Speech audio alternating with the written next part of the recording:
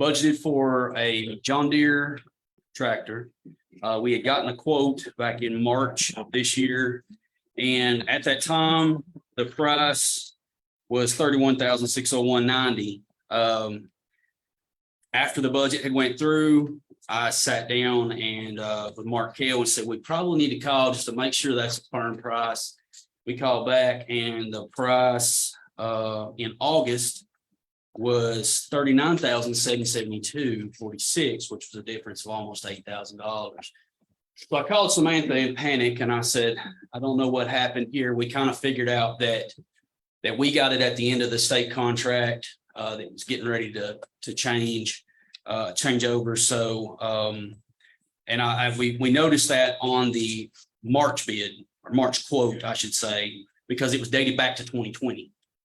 So so it's a 3-year contract. So I then stepped back and thought, well, can we get a used tractor at a comparable price with low hours? And so we started looking around. We looked at a couple different websites. We found a tractor in Dixon with 147 hours on it, which is low hours for a tractor. It's a 2022, and the price was $33,000. That tractor is exactly the tractor that we priced out with Tri-Green back in March, which is a 4052M tractor. So I have attached prices just to give you some examples of what those tractors are going for, whether it's a 2018, 2017, 2023. But the tractor that I wanted to bring to you guys tonight, again, is a used tractor, but the price is $33,000 and it is in Dixon, Tennessee, low hours. So. How old is it? It's a 2022. Yes. But I assume it would have no warranty. So I did call about that. The warranty on it ends as far as like the drivetrain ends in March of 2024, but it has 6 years on like parts, 6-year parts. But we're, we also are excited that because of that, we also have a Tri-Green just down the road from us. So if we need parts, it's there, and we've had success getting parts for our old tractor, which is a 1999. So we feel that's a good thing, but it is there. It's sitting there. We called again this morning, and it's sitting on the lot in Dixon. And that warranty transfers to the next owner and just stays with the tractor. I haven't seen it. Well, I recommend that we buy it as long as the warranty stays with the machine and there's no penalties. It's for 108 hours, 147. 147, Yes. $70 an hour on it. So I recommended the committee that we purchase this tractor that's in Dixon. I'll second that. So do I need to have a motion to recommend this to the full board for vote? Is that subject to the warranty? As long as the warranty stays with the machine, yes, sir. The original manufacturer's warranty. Okay, so I have a motion to recommend the purchase of the tractor, recommend to the full board. Do I have a second? You have a second. Okay, all in favor? Aye. Okay,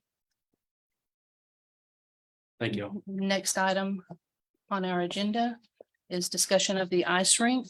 Yes, so I wanted to bring this to you guys just to inform the committee and the board of the install of the rink on the lot again this year and the proposed hours of operation.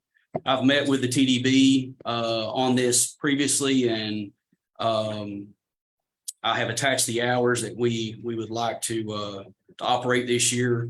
What we're looking at, because of this, my staff putting this down, we'd like to put it down the week of October 30th.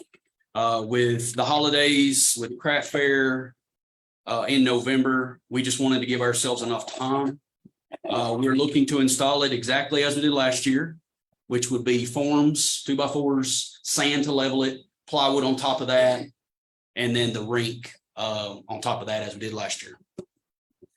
The cost is going to be about $1,000. I have talked to the TDB about that, and we'll work with them closely on the expense of the sand, the 2x4s. We still have the plywood, but we feel to get it level, putting the sand down is going to be the best approach again this year. And again, I've attached the hours of operation on there. And we are gonna open it up, add a few more hours and days this year. But we are talking about closing it down mid-January and not keeping it open until February. Going back and looking at our numbers, looking at participation, we were able to track that and feel like that's going to be our sweet spot.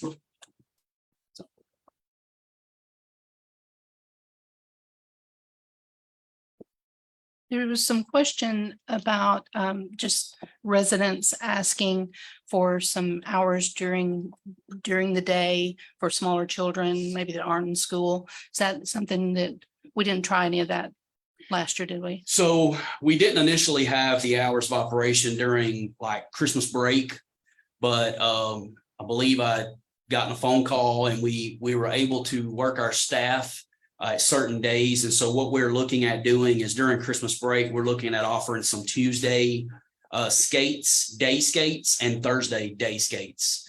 Open it up at 10 a.m. and run until 4 p.m. And we found that we did have skaters during that time, during Christmas break. We would have people downtown and that would want to skate during that time. So the rink wasn't sitting empty, but we are going to try that again this year, especially when the kids are out of school. But it's not open on, is it open on Sunday? We do. We have some Sunday hours in there starting in December. We stayed open 2 to 8 last year. We're looking to do 2 to 6. That 7 to 8 slot, 7 and 8 or 7 to 8. Yeah, we saw a drastic drop in our numbers as far as admissions and all that. So.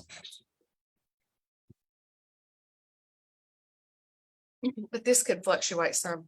Absolutely. I mean, we're open to 2 hours. If we get a call and we can staff it and we feel like we can work on that, we'll do that. I mean, we want to offer this thing as many hours as we can during the season. So The same pricing as last year. yes, ma'am.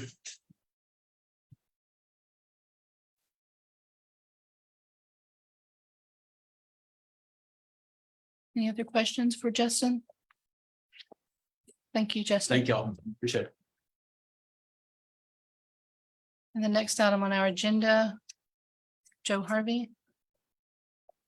Consider Daily and Vincent contract for March 1st performance. All right. Well, I get to just come talk to you guys about fun stuff. I'm very blessed in my job. Yeah, so we've put in an offer with Daily and Vincent and they have tentatively accepted it. $15,000 is the guaranteed price on it, and we did add a additional bonus for a sellout show. This would be one of the bigger names we've gotten here. They are Grand Ole Opry members. Their list of awards is very long, longer than I probably have time to list here. But I've talked to other venues who've booked them. Ticket sales are always there. They have a very consistent crowd, very passionate crowd. This is also an act that we have been requested for heavily. We weren't sure if it might have been a pack of ladies who all got together to request it, but we've had it's not just an isolated incident. We've had plenty of people request it, but it's a great act, some talented musicians, and I think it'll be a great show. And if you want to come load some stuff, if you read the writer, they were very passionate about needing stagehands. So we'll take any help we can get. Where are their venues that they play in? The ones that I've talked to, I talked to the Caverns. They played down there. They did very well down there. Also, let's see where it's not the Palace. Oh shoot. Tivoli? The Tivoli, no, not the Tivoli, the Bijou in Knoxville and, I'm pretty sure they played Walker in Chattanooga. But their, average gross numbers are well above what we need them to be, so. And I can't remember the exact number on the gross number for a cell, I believe it was around 25, somewhere in there, so we would make a good profit on a sellout. But if you got any questions, I would want to go ahead and answer. I don't think so. So do I have a motion to recommend to the city to enter a performance contract? So moved. In a second, Second. all in favor? Aye. Okay, motion passes. Thank you very much. It's booking season, so y'all are gonna see me a lot the next couple of months. Thank you, Joe. We appreciate you. Okay, if there's nothing else, the Parks and Rec Committee, March, that concludes our Parks and Rec Committee meeting. Thank you.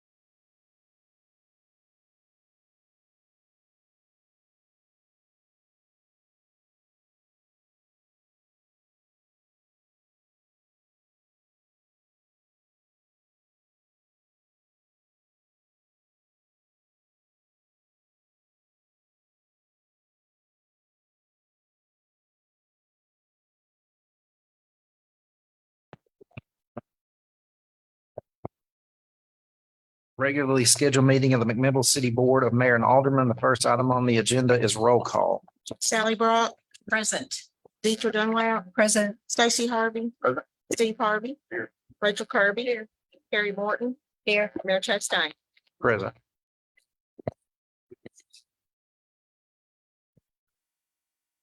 The next item on the agenda is consideration of minutes. Each member of the board should have received those in their agenda packet.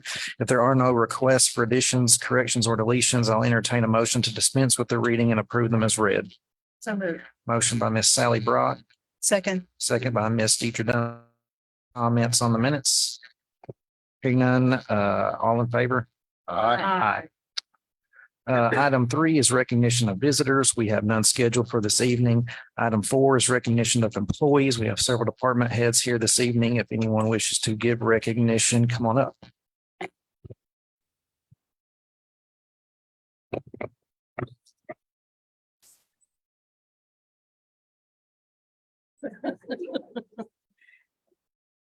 Diagnostics. There we go. Hearing none, we'll move on to item 5, communications. Item 5A is a request from the Heritage Alliance to hold tours of Riverside Cemetery for the Ghost Walk fundraiser on October 21st from 5 p.m. to 8:30 p.m. Is anyone from Heritage Alliance? Hello. First thing, we have moved that date to October 27th. We found out homecoming dances that night and we didn't want to have to compete with them. So it is now on October 27th. Looking at doing the first tour, leaving at 5 and the last tour leaving at 8. We did this last year. It was a huge success. We're just looking for permission to use the cemetery and hopefully have somebody unlock and relock the gates. No concessions will be served. Clean up after ourselves, nothing dangerous.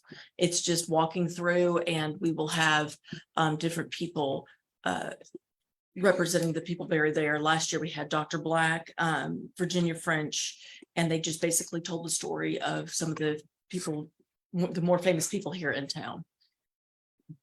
And it was a huge success. And if anybody wants to participate, let us know. We're glad to stick you out there. All right, well, I'll entertain a motion to approve the Heritage Alliance letter. Motion by Mr. Steve Harvey, Second. second by Miss Rachel Kirby. All in favor? Aye. Aye. Motion passes.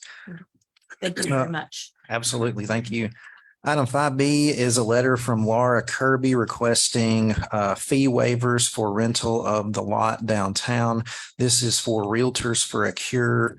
This is an event we waived this fee for last year, and it is a fundraising event for, I believe it's breast cancer, Rachel. Breast cancer awareness, and it's a platform for this Realtors Wear Pink. It's a fundraiser for several hours on the green lot. They make some good money to donate through this platform to breast cancer awareness. I'll entertain a motion to approve Miss Kirby's letter. Motion to approve. Have a motion. Second. Have a second by Miss Deidre Dunlap. All in favor? Aye. Aye, motion passes. Item 5C is a request from Warren County High School and Main Street McMinnville to hold the annual homecoming parade and pep rally at the lot downtown on October 20th. Mr. Garrett. Yeah, so the request is to hold it on October 20th from 12 o'clock to 2 p.m. We are requesting the road closure be at 12 to help with an influx of people coming down for lunch and that type of thing. So we don't get cars stuck on the road as it would get closed. So that's why the 12 p.m. starting time, even though the parade wouldn't start till later in the day. The request to keep it closed for that 3 hours is due to the volume of people that'll be in attendance, so that we don't have traffic coming down the road with that many people being in crossing the street and to avoid potential issues. All of you should have gotten 4 emails of support for this.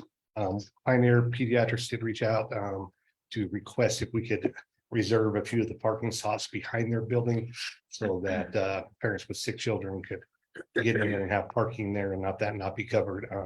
Myself and Deputy Chief Mike Lane did get together on that, and we can do that during that event and for future ones that would similarly impact them. And there's been some changes made from last year, is my understanding, where the floats will go on. Yes, the floats will go on. They will not stop in the center. They'll go down. And then once they get the corner, the kids will get off and then the floats will make their way back to the high school.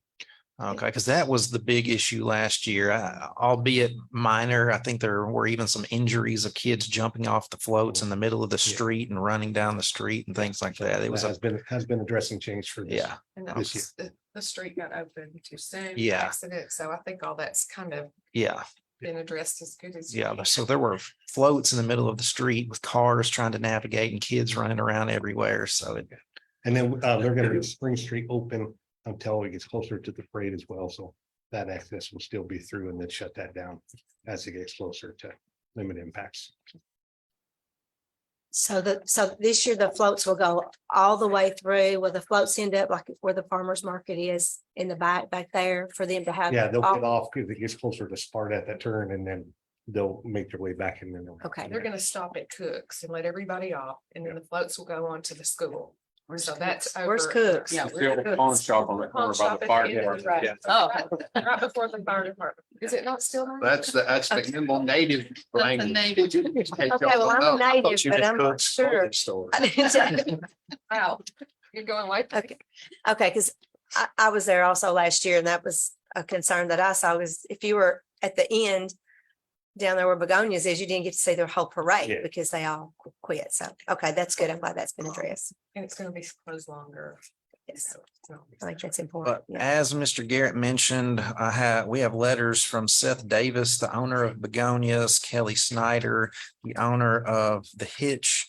We have Chad Graves, owner of Graves Pharmacy and some other properties downtown, and Joe O'Neill, owner of Collins River, all expressing support for the parade. So I will entertain a motion to approve the letter from high school in Main Street, McMinnville. So move. Motion by Mr. Stacy Harvey, Second, second by Ms. Carrie Morton. All in favor? I, Aye, motion passes. Item 6 is petitions. There are none. Item 7 is unfinished business. Does any member of the board have any unfinished business this evening? Hearing none, we'll move on to item 8, new business. Any member of the board have any new business? I actually have something, Mr. Mayor, that a letter that I received from Mr. Charles Engels, and as he addressed this envelope, he put in parentheses slim. So I guess we all know Slim. And I thought this was important, and I'd like to read it if that's okay to you, because it was addressed to me, but it incorporates comments for the entire board. And this is in relation to our proposed change to the sale of alcohol to minors. And I'd just like to read that. Okay. So he basically says, thank the Lord about 20 times here. And he says, Mr. Stacy Harvey, I hope you and the mayor and board of aldermen pass resolution 2217 into law, because the young Christian lady named Joe Mason I was going to marry was killed in a car wreck by a drunk driver. She was 22 years, 5 months, and 9 days old. You all's friend in Christ, Charles Engels. Right. He took the time to send that to us because of what we're trying to do with some stiffer penalties for sale of alcohol to minors. And I wanted to honor him because that everybody can make a phone call. The guy wrote a handwritten letter and I appreciated it. All right. Thank you. Anybody else? Hearing none, we'll move on to item 9, resolutions. Item 9A is resolution number 2222, a resolution authorizing the city of McMinnville to participate in the Public Entity Partners Driver Safety Matching Grant Program and to express the time when this resolution becomes effective. Do I have a motion to approve? So moved. Motion by Mr. Stacy Harvey, second, second by Ms. Carrie Morton. Mike, did you all have anything y'all needed to add on these next set of resolutions about? Right. Oh, okay. These are through PEP. It's a match grant. We apply for them every year. We've Okay. actually already gotten the safety grant and we've applied for the property conservation. So we do a resolution every year. All right. Any questions? I'll entertain a motion to approve resolution number 2222. So moved. Actually, we already did that. Any questions or comments about resolution 2222? Hearing none, we'll call for the vote. Sally Brown. Yes. Deidre Dunlap, Aye. Stacy Harvey. Aye. Steve Harvey. Yes. Rachel Kirby. Yes. Carrie Morton. Yes. Mayor Chastain. Aye, motion passes. Item 9B is resolution number 2223, a resolution authorizing the city of McMinnville to participate in the Public Entity Partners Property Conservation Matching Grant and to express the time when this resolution becomes effective. Do I have a motion? So moved. Motion by Miss Sally Brock, Second. second by Miss Deidre Dunlap. Any questions or comments? Hearing none, we'll call for the vote. Sally Brock. Yes. Deidre Dunlap. Aye. Stacy Harvey. Aye. Steve Harvey. Yes. Rachel Kirby. Yes. Carrie Morton. Yes. Mayor Chastain. Aye, motion passes. Item 9C, resolution number 2224, a resolution authorizing the city of McMinnville to participate in the Public Entity Partners Safety Partners Loss Control Matching Safety Grant Program to express the time when this resolution becomes effective. Do I have a motion? So moved. Motion by Miss Carrie Morton, Second. second by Mr. Stacy Harvey. Any questions or comments? Hearing none, we'll call for the vote. Sally Brock. Yes. Deidre Dunlap. Aye. Stacy Harvey. Aye. Steve Harvey. Yes. Rachel Kirby. Yes. Carrie Morton. Yes. Mayor Chastain. Aye, motion passes.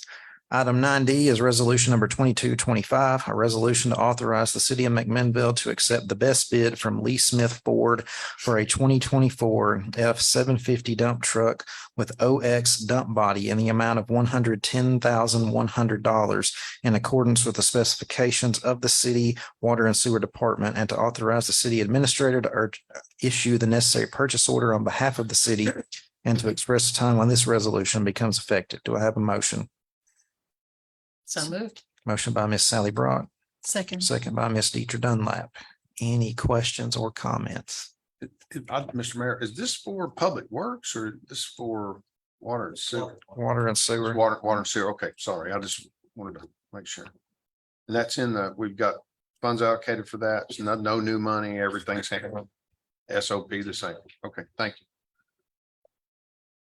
All right, we'll call for the vote. Sally Brock. Yes. Deidre Dunlap. Aye. Stacy Harvey. Aye. Steve Harvey. Yes. Rachel Kirby. Yes. Carrie Morton. Yes. Mayor Chastain. Aye, motion passes.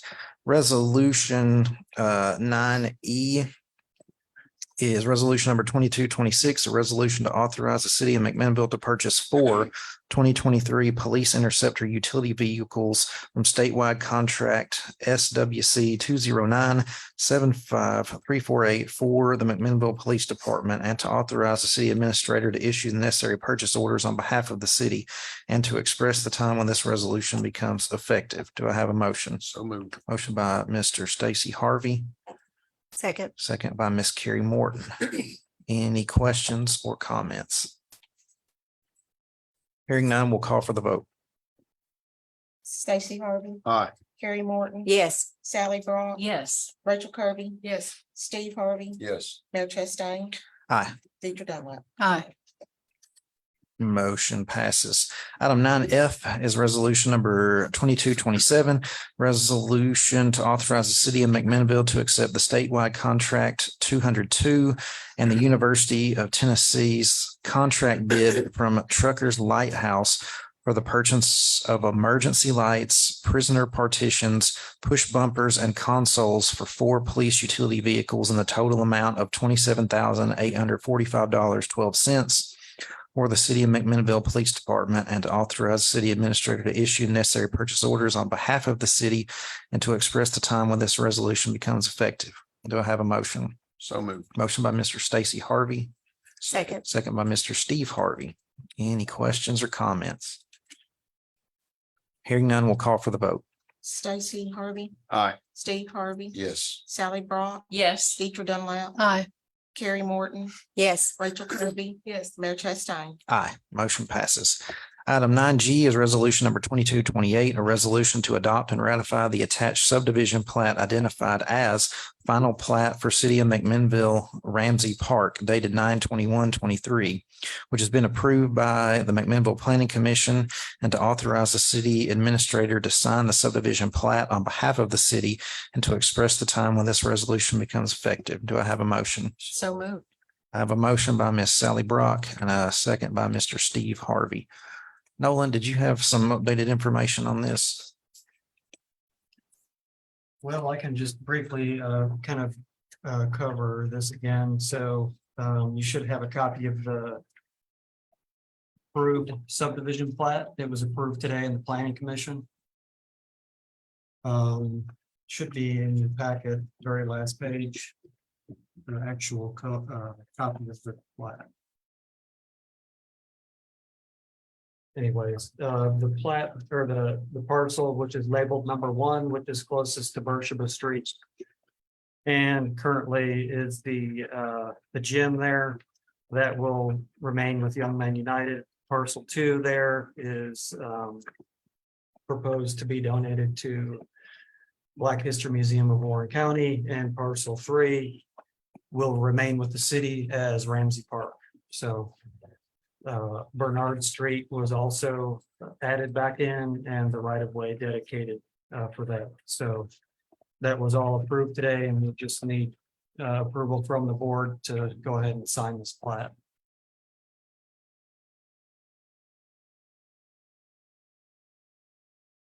Any questions or comments regarding this property and the subdivision? Mr. Mayor, I've got one question about it. Was I brain dead when we did recognition of visitors? It's by appointment now. Ah, okay, still at number 2, still on the agenda up at the top. There's just nobody signed up.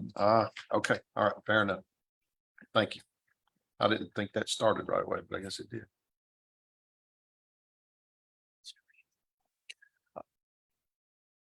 We don't technically take public comment inside of the meeting.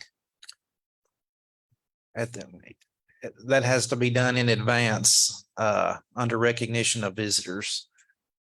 I thought that we decided to give a little bit of leeway though, since this was a new policy the night we adopted it. You know, so to speak, a transition, because it is such a change. I thought that was part of the discussion. And given that this issue, or not issue, this subject has been going on since before we adopted that, I don't mind, I guess, making an exception tonight for that. So Mr. Ramsey, if you'd Thank you, like sir. to come up. Yes, I'm Michael Williams. I live in a community where this museum is host.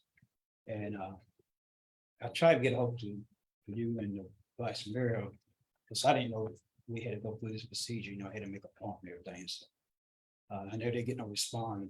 I called several times and left messages, so to find out how we'll go about getting on the roster or whatever. But anyway, of course, supposed to be some more in the neighborhood present.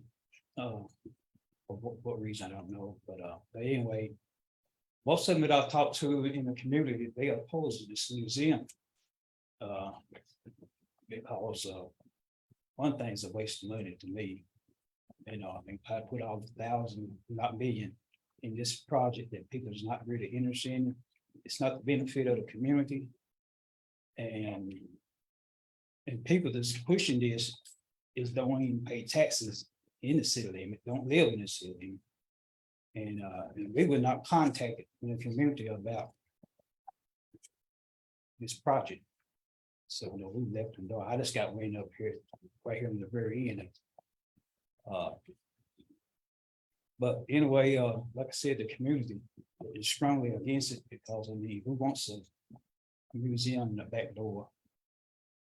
And also going back in the 90s, I was on a committee back in the 90s, and of course, one of our committee members had passed away, and we were communicating with the, I guess, your recreation director, and at first it wasn't nowhere. So the intent for that property over was for recreation and for the kids and the citizens of that Warren County. And so the director of the recreation started that project. So of course the pavilion over and the kids is over now. That the results, but for some reason, political reason, it had stopped. She had told us that, you know, we'll go little by little. We asked her about putting in a grant. Because at the time there wasn't nothing in the gym, I don't think. And so we asked her about putting in a grant for, and she said, "I'm gonna put in a block grant." She said that was our next intent. And like I said, this is back in the nineties, but for some reason, everything came to a halt. She was communicating with the committee. And so we look at the future of the Ramsey Park. So I'm glad that the I'm glad that you did have the heart to donate that to the Young Men's United. Like they do, a lot of good work. And they work hard to restore the building, but to put a museum over, the community was totally against it, I mean, there's other buildings in town. I mean, you got the National Guard probably empty and the health department, and I just don't think it's, that we need that museum over there. This could be a lot of other things. To me, that should be the whole thing really should, I feel like, should be donated to the Young Men United. That way we could, they could expand picnic table, stuff like that over there. Man, you got a flood zone over there anyway, the water getting knee deep over there. And so to me, it's just not feasible. I mean, it's no benefit to the community. And there's nobody in that museum. I mean, there might be a few, but not in the community. We normally would not engage in conversation like this, but I kind of would like to ask you to elaborate on that last point a little bit, because I've not gotten anything but support. I mean, I have a stack of letters in my office. There's one right here that are voicing support for this project, for Young Men United to keep the gymnasium, for Ramsey Park to be upgraded, and for the Black History Museum to receive the plat that they're getting. So thus far, I've not received any calls or expressions of opposition in that regard. Well, I don't know that on behalf, but almost on behalf of the community. I mean, the community for the Young Men's United of having the gym and all that. There's no problem. The problem is they're not for the museum. I mean, it's no benefit for us. Okay. And I mean, there's plenty of other buildings. I mean, why you want to waste taxpayer money, thousands, if not millions of dollars? Well, the city of McMinnville is not funding that project. So, I mean, I was speaking on the part on behalf of the community. Okay. Thank you for your comments. Any other questions, comments? On the plat that's in it's in the agenda, that you may have already said it, but what's the dark shaded gray areas? I believe that's paved surface. Oh, okay.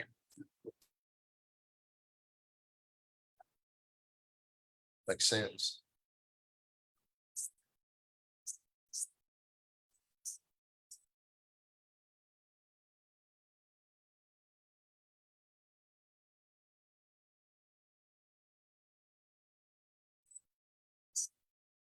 Any other questions or comments? Hearing none, we'll call for the vote. Sally Brown, Yes. Steve Harvey, Yes. Stacy Harvey, Aye. Deidre Dunlap, Aye. Carrie Morton, Yes, Rachel Kirby, Yes, Mayor Chastain. Aye, motion passes.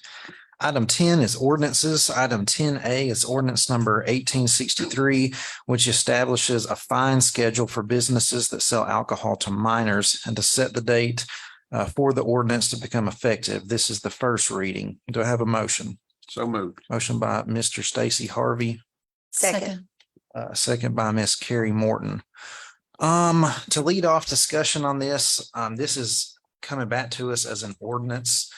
This was erroneously looked at as a resolution last time. However, there have also been some discrepancies about what should and should not be here in the verbiage. In the resolution that we passed, I believe it was meeting before last, offense number 4 resulted in a termination of an establishment's beer license. But the ordinance that we're passing here does not list that termination. And there's been some discrepancies in, I guess, some information that I've received from our aldermanic board member, the recorder, other members of the beer board. And then what was published in the Southern Standard was altogether different from those things. So I certainly am not opposed to stiffening penalties for people that are selling alcohol to minors. But I would like to know definitively what was recommended or what should have been recommended to the city board. Given the discrepancies that we've had regarding this matter. Well, I'm sorry, Andrew, go ahead. When I took the minutes, I put that they said the last thing was termination. That's what I understood. And then when it got in the paper, they said, no, that's not what it was. And so I elected to have the board come back in and reevaluate what they wanted. And they looked at it again and they decided on the new ordinance, and they want it as an ordinance where it can have 2 readings and it'll be final. There's no going back. They wanted 2 readings. So that's what happened. But they did have Stacy's letter to look at that he suggested, since he wasn't able to be at that meeting. Ms. Recorder, are you referring to the beer board? Yes, the beer Or board. the Board of Mayor and all? No, the Beer beer board. So that would be a recommendation, Right. and it would be subject to approval and adoption by the Board of Mayor and Alderman. But Right. since then, was there not another beer board meeting? Yes, there was another beer board meeting to, With a standing meeting or a called meeting? I called it, And what was determined during that meeting? the ordinance that we have right now. Were you present for that? I was not. I had to go to Atlanta that day unexpectedly. So the first time. The differences in the 2 ordinances are the 4th offense. One is 60 days and the other was termination completely. That's a huge difference. Mhm. I don't understand how that got, Well, how sir. we got presented that to vote on last meeting Well, incorrectly. I can't speak to that, but I can tell you what happened after the article came out of the newspaper. My phone started ringing. And I'm pretty sure that I'm not the only one that got those phone calls. And so it's my personal opinion that the beer board members abdicated their responsibility to the parents in this county, and they caved to beer sellers and pressure from beer sellers. While the Southern Standard reported incorrectly on that, it was reported, first offense was reported incorrectly. I believe the rest of it, by recollection, was reported correctly.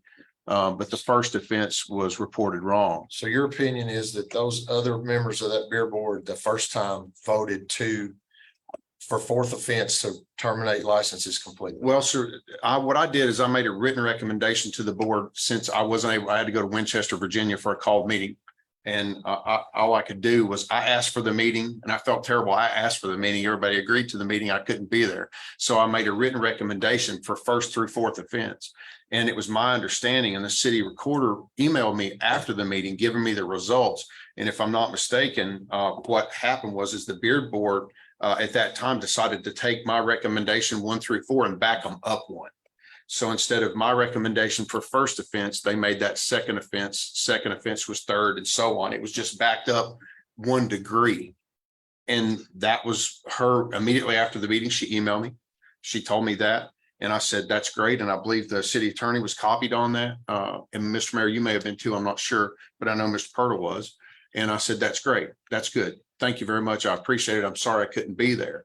And then it was not until after the article came out on the Southern Standard that was incorrect on count 1, if I'm not mistaken, that all of a sudden, no, you got it wrong. And, I've only been around here 3 years, but I've never had anybody tell the city recorder they got it wrong. So that was odd. And it happened to be right after the newspaper reported on it. And that's all I can say. I don't know anything else. Unfortunately, I wasn't at the meeting. I can just tell you that is the way it laid out. So you think they caved to the vendors who are selling beer? It certainly appeared that. So certainly the appeared that way. article came out, everybody called them, then they started calling us. Yes, sir. Because the way I remember, our call started coming as soon as the paper came out. Well, that's exactly what I mean. So we had a meeting well before the paper came out. was, I don't remember that day. It was it a Wednesday before? We had a call meeting. Yeah, we had a call meeting on the Wednesday before this article came out, I believe. And there was silence until Monday. So it took 5 days and the article coming out in the newspaper for the beer board members to say, wait a minute, that's not what we decided. But I took it as an understanding when they left, they wanted 0.4. I may have got mistaken, but I was reading over it and I thought they said forward termination. I thought they said yes. I guess Mr. I'm a Mayor. little disturbed. May I make a recommendation? Yes, sir. In light of the inconsistency and maybe contradictory provisions that have been floated and published in the press, I would suggest you remand this matter to the beer board for formal action in writing to this board and consider the subject fresh. Yeah. With that, Mr. Purtle, just as a question, I believe when the city recorder called another meeting to sort this out, that this resolution that we have, this ordinance that we have right now is the result of doing exactly what you asked. I made them all sign that they agreed to this before they left the room. Well, actually, signatures are not the appropriate mechanism to carry into action the will of this board. I would suggest you go back to the beer board, get a formal recommendation to this board in writing so that there's no, Yeah, I don't want to leave any doubt with something like this. No.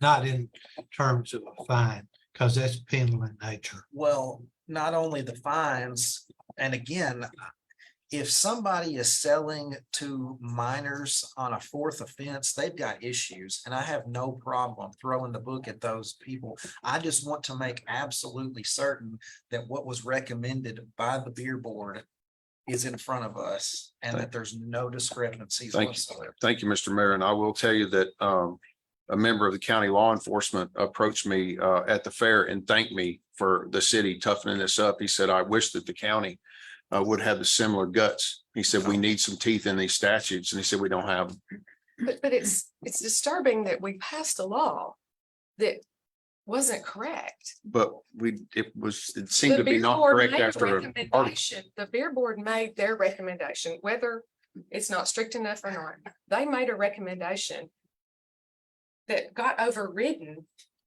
somewhere.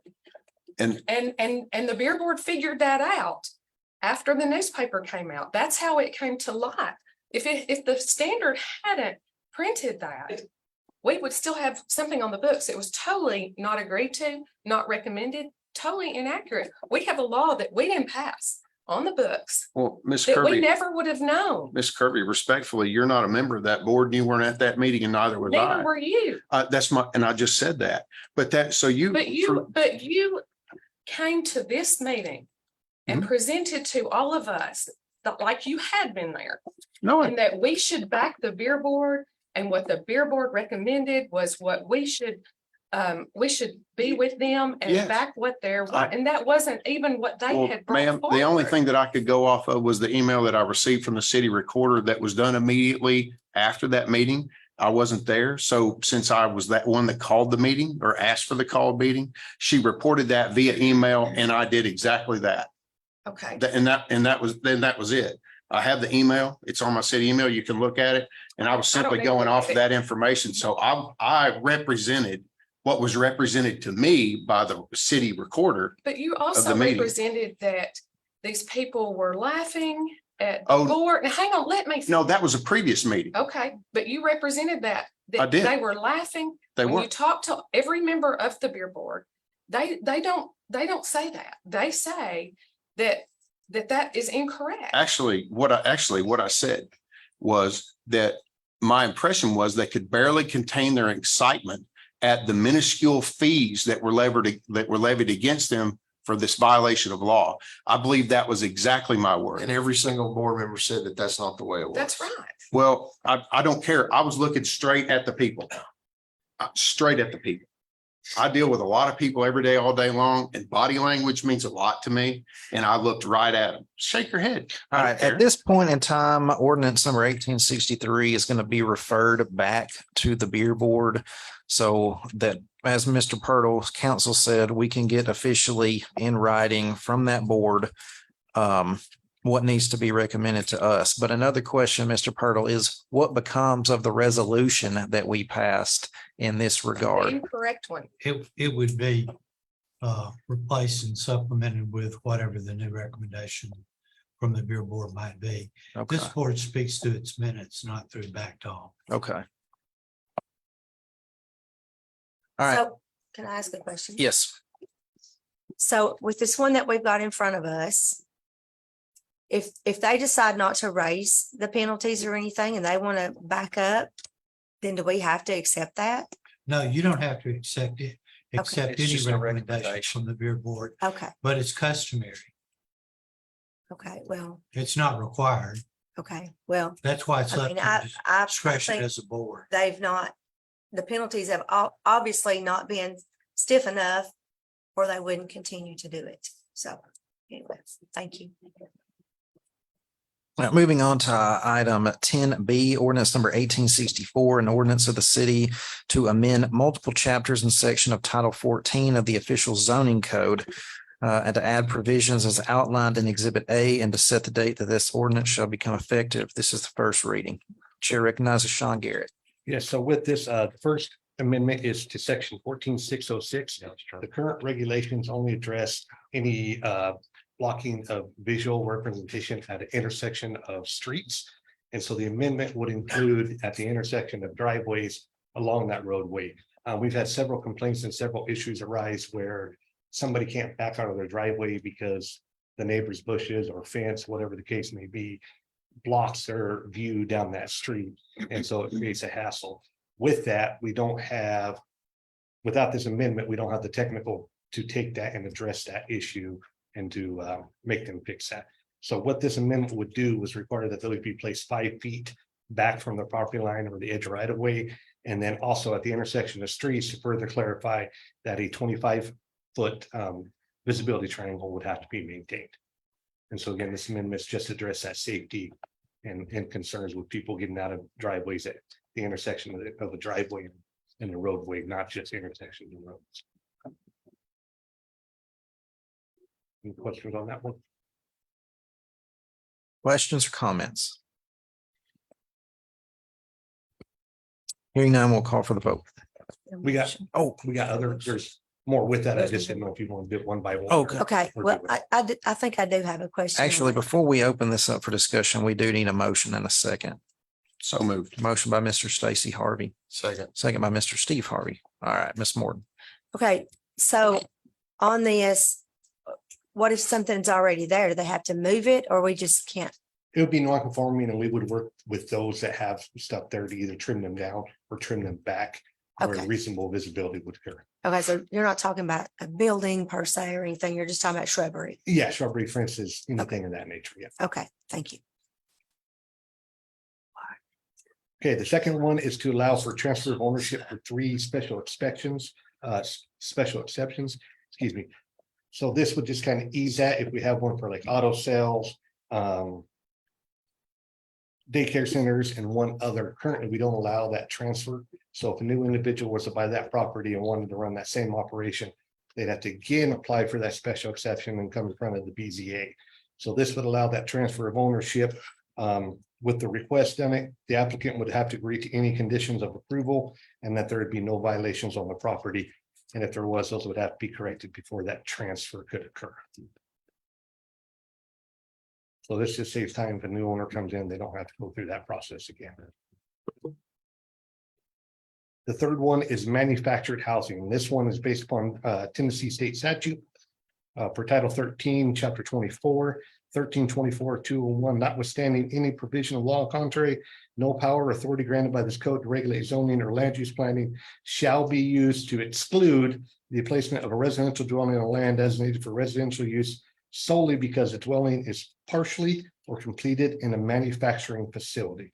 So per Tennessee state statute, we have to allow manufactured homes within our residential zone district. So this would do that. It was recommended by Planning Commission after discussion to make that where the units would have to be within 5 years of date of application. So that way we're getting newer units and we don't get old ones in there. So that'd help address some of those issues on that. And this would not prevent if a subdivision plat came in for them to put private private covenants or restrictions to that for just single family dwellings. This is just be our zoning wide. And then we're we're going to add definitions for dwelling manufactured home and then dwelling modular as well. That those are clarified, what the difference is between the two on those. So if a developer were to put in a subdivision and put in their own restrictions, they don't have to. Yeah, Here. they can put in deed restrictions. That's just the city, that's just our. Yeah, we wouldn't force that. It's just be ours. Okay. But they could put in those deed restrictions upon their choosing. I have a comment I'd like to make. I think we need to be very careful about this because that manufactured, all this nomenclature changes. So you've got manufactured, modular, systems built, panelized. We've got all this nomenclature out there in this off-site built industry. And the state statute being what it is, I think that we can narrow it down. Wouldn't you agree, Mr. Ming, that we could narrow that down somewhat, because we need to be very specific in what we want to allow. And maybe we need to look at what we have to allow, because if we use the terminology very broadly, then a single wide could come in Kings Point. Right? Okay, and I don't know if the people in Kings Point would appreciate that very much, but I think that maybe if we put a little effort into this and really look at the nomenclature and how we refer to that and how that fits with the state, that we have an opportunity to get this right. Because we get this wrong, we're going to get it real wrong. And I mean really, really wrong, because there are so many terms out there in the offsite home building industry right now that I just ask that this board take some caution with that and make sure that we're using the right verbiage. Because I just manufactured. I mean, I work all the time with manufactured homes that are $1 million, but also you can go buy one for $49,900 on a lot on Morrison Highway. And I just would ask the board to walk into this slowly and be sure that we get as concise as we can. Wouldn't the Kings Point example fall under what I asked about? Because If there's developer private developed that subdivision. deed restrictions on that those would apply. Well, We could not, the city could not enforce those. That would have to be up to that subdivision or HOA, POA, whatever the case is. So what are we required to, is that what this is? Yes. And This so with is- that, with the manufactured home, the proposed definition is a structure built within 5 years of date submittal, transportable in one or more sections, which in the traveling mode is 8 body feet or what or more in width, or 40 body feet or more in length, or when erected on site is 320 or more square feet, and which is built on a permanent chassis and to be used as a dwelling with or without a permanent foundation when connected to the required utilities. That's a pretty common one that is used in numerous other places with the state. The state doesn't have a defining on that for that manufactured home. would we, Mr. Purtle, would we be within our rights to refine that? I've not addressed the issue, but I would be happy to. Board members, I really ask you to let's do our due diligence here and really see what we can do. Because it's there's wordsmithing going on in the housing industry right now, because no one wants to be referred as a mobile home. So now it was a modular home. Now the old mobile homes are modular homes. And now the old modular homes are systems built homes, and the old system built homes are panelized. It's very, are boxes, and everything's migrating away. And what I see here is I see that the statute goes back 20 years in housing industry nomenclature. And I see potential problems for us. And I see the potential for some people to get harmed in their property values with this if we don't do everything we can. If we're locked in and we can't do anything better than this, then it is what it is. It's a state law. We can't change it. But I would rather that be taken up with the governor than be taken up in this room. Are you asking? Wasn't that part of the reason it was restricted? I was on planning commission, but that's been a while back when we talked about that. And that was the reason we put the 5-year. Yeah. It has to And be. and the state does define a mobile home, which is pre-1977. Because during 1977 is when the standards became developed by Housing and Urban Development which then after that point, they became manufactured homes. Yeah, And, we- and manufactured home and modular homes are both regulated by the state. One's HUD regulations, the other can fall under IBC or different ones. And so they're pre-built, come in different forms. And I we- just wondered But if we that's, did go over that. We did go over that and we did kind of beat the vocabulary to death about it at the time. And that was the reason the 5 years was used. We kind of went over how old it should be, and we kind of came up with the 5-year point to kind of protect that. well, and I'm just offering as someone that's heavily invested in the offsite housing business. That from what Mr. Garrett just said, I think kind of goes to my point that now they don't call them mobile homes anymore. They call them what? Mobile homes is pre-1970. That's correct. That's correct, but they're still, I mean, do you see what I'm saying is the nomenclature's moved from mobile to manufactured, but it's still a mobile home. And I just think that that's a pretty slippery slope right there if we don't do everything we can. And so what I would like to do is I would like this particular one, I'd like to carve it out and let Mr. Pirtle look a little bit and then give us a recommendation if we can narrow that and skinny that up any at all in how we define it. And if not, if we're stuck with it, then we're stuck with it. But I'd at least like him to look at it. Oh, man. All right, we will defer a vote on ordinance number 1864 to a later date to allow council to review any, if any options we have regarding this matter. Is that okay with the rest of the board? Thank you. Yes. 10C is ordinance number 1865, an ordinance of the city of McMinnville to amend the McMinnville Tourism Development Authority bylaws substantially in the form attached by Exhibit A, which adds a director nominated and elected by the Warren County Commission and to set the date for this ordinance to become effective. This is the first reading. Do I have a motion? So moved. Motion by Ms. Deidre Dunlap, Second. second by Mr. Stacy Harvey. I believe Mr. Rossett from the state is here. So this was brought up at our last meeting. And essentially what we're looking at, we've come to a crossroads where the county needs to be included. Well, doesn't need to be, has to be included in the Tourism Development Board for a number of reasons. One, we will get to a point very soon where the county will begin to be entitled to the revenue that we generate from the hotel motel tax. Also, it does not help either party at all for us to be operating separately when we are applying for state and federal and independent funds, because it basically makes the community look uncoordinated. So by adding a member of the county, this will allow us to expand out into the county for projects, and the tourism dollars can be used in places like Morrison and Viola and Centertown and other places instead of just confined to the city limits. So again, we do have representative from the state and Sarah from the Tourism Development Board to answer any questions and help paint a picture of what this might look like going forward.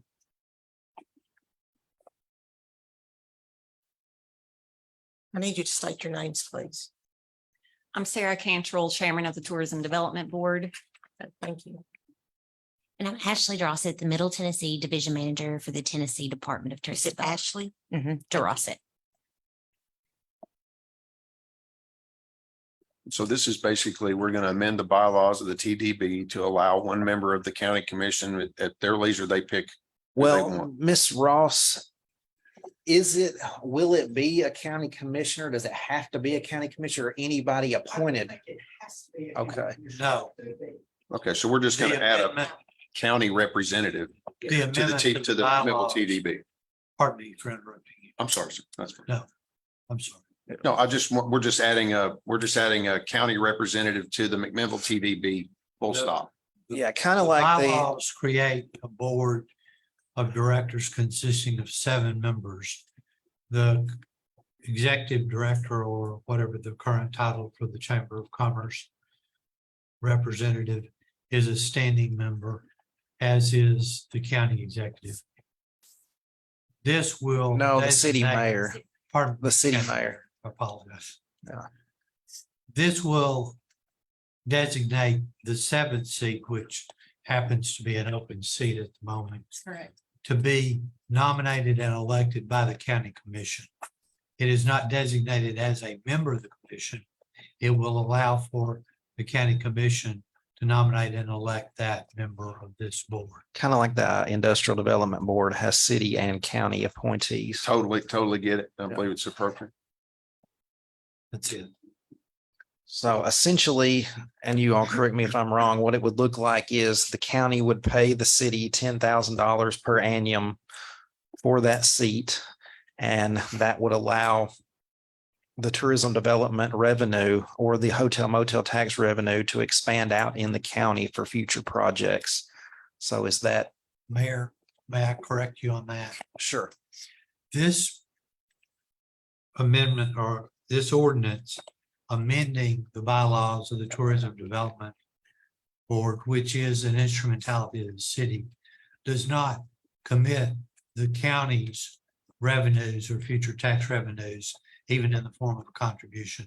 We don't have the authority to do that. That will be up to the county commission. Well, that's what I understood was how they were basically paying for the seat was to pay the city $10,000 a year. That's the quid pro quo. But just as it takes your ordinance to amend the bylaws that this board has adopted, it's the county commission's authority to commit their future tax revenues. We can't do that for So them. it's basically just contingent on that. Yes, Okay. it's a quid pro quo. The only thing that we've amended is what he stated earlier, which is to add a director nominated and elected by the Warren County Commission.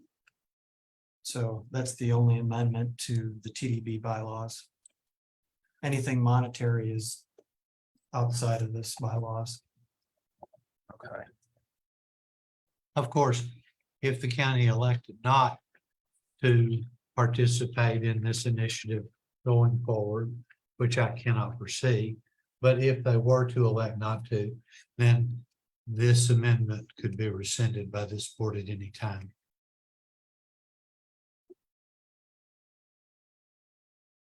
Anybody have any questions, comments, concerns? I don't really see a downside. I agree, as you've stated, that we need to have coordinated efforts between city and county on this since it, it is what it is. So I think it's appropriate. We should do it. All right, we have a motion and a second. We'll call for the vote. Deidre Dunlap, Aye. Stacy Harvey, Aye. Sally Brown. Yes. Carrie Morton. Yes. Rachel Kirby. Yes. Steve Harvey, Yes. Mayor Chastain. Aye, motion passes. Thank you all. Thank you. Item 11 is departmental reports. We have several department heads here this evening. If anyone wishes to address the board, come on up.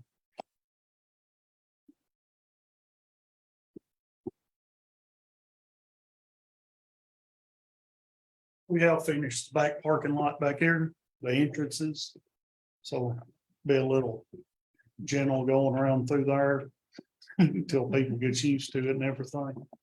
Because we closed out that back entrance and everything. And we're pretty well moving along with West Main Street sidewalk. Hopefully be done here before too long. It's looking good. Thank you. Mr. Ming, do you have anything? I do not. Mr. Purtle? Any announcements for the board? Hearing none, we'll stand adjourned. Thank you all.